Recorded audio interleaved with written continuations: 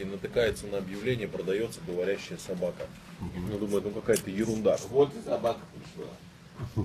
И не одна. Не одна. Дай позвоню для интереса, спрошу, что там. Звонит, там берет трубку тоже мужик.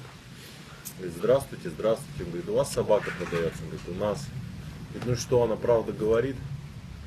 А тут уже так раздраженно, видимо, ему уже много людей звонило. Он говорит, да что вы звоните и звоните? Ну написано, что говорит. Ну значит говорит. Никто, хоть бы кто-нибудь приехал, посмотрел, только звоните и все.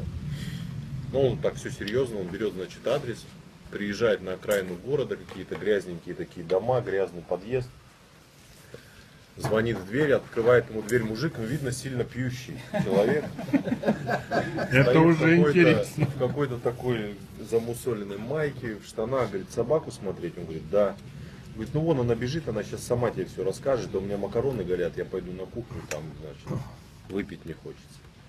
К нему подбегает собака и начинает таким очень интеллигентным голосом с ним разговаривать, говорит, здравствуйте, я понимаю ваше удивление, а он вообще в шоке. Он стоит и не верит, что это с ним происходит. Понимаю ваше удивление, но вот в советское время были эксперименты над животными, и я вот жертва такого эксперимента, я, значит, вот говорю. Поскольку я говорю еще на немецком языке, то какое-то время я работала в немецком посольстве, слушала, что они говорят, и передавала нашим разведчикам. Ну, на КГБ работала. Потом перестройка, Горбачев, значит, жизнь надломилась, и вот, в общем, я здесь, всего рассказывать подробно не буду, но вот я оказалась здесь с этим человеком, а он меня, значит, сейчас продает. Вот. А он в шоке.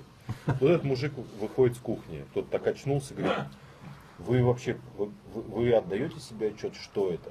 Вы понимаете, что это сенсация? Это всколыхнет мировую общественность, там, телевидение, научный мир и так далее.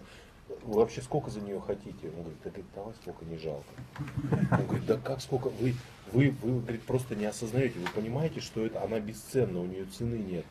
Он так к нему поближе подошел и на ухо ему говорит, да мне кажется, она все пиздит.